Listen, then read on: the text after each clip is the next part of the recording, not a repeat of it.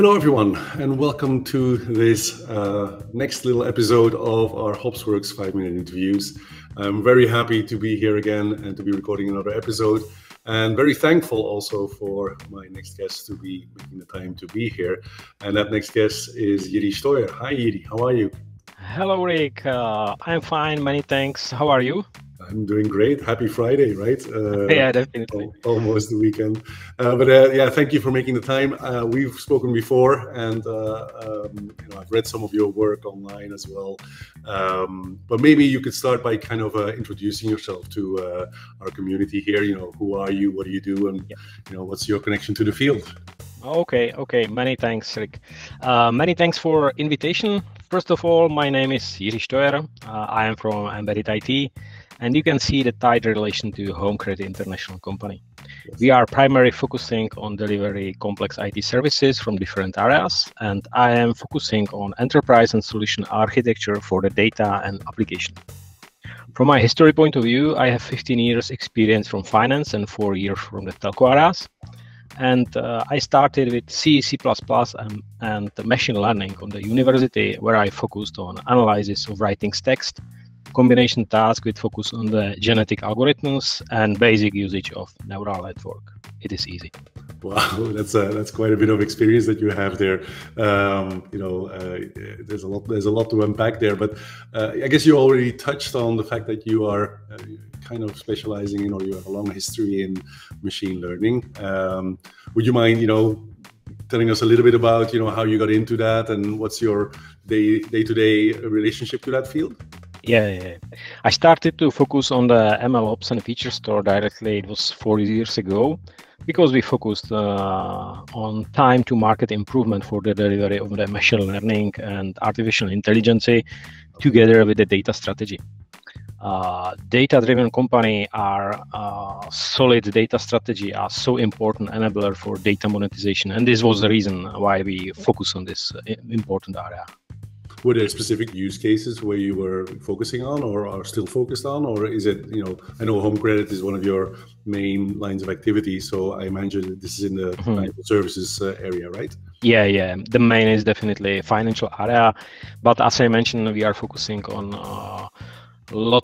broad complex of the customer, and from this reason, you can see the application of the machine learning in many areas, not only finance, but telco, TV, and so on, enterprise, and so on. I guess that's the wonderful part of this field, right? There's so many different applications, and now that we are all focused on or fascinated by the LLMs, I guess the range of applications is just getting bigger and bigger, right? There's so many more popping up every day. So maybe you can talk a little bit about why you got into this field. Why do you think this is such an interesting field, and why you enjoy working on it every single day. It is more than clear, I think, today that machine learning and AI can improve efficiency in many of the areas. I see strong parallel between the standard data development and machine learning development. Let me show a small example for the better clarification. You can see that data development use the standard terms such as data layer, historization, data model, description, data quality, classification, master data management. When you have to start a serious discussion about the machine learning, you will see the same or similar needs. You can also see the layers with input data, calculation of the predictor, outputs from the machine learning model. You can also see the proper description of contents. You have to cover also deeper quality check with domain knowledge for predictors calculation relation also to the topic master data management, because you need to cover or create a new predictor as the new asset. From this reason, the machine learning and AI together with the ML Ops and feature store is for me extension of standard data development and nature way for the data monetization. It is easy formula for me. It's like a natural thing that flows from all of your previous activities, and it's fantastic. Yeah, I'm fan of proper work, and I can also imagine the freestyle in development of the machine learning without a feature store and so on.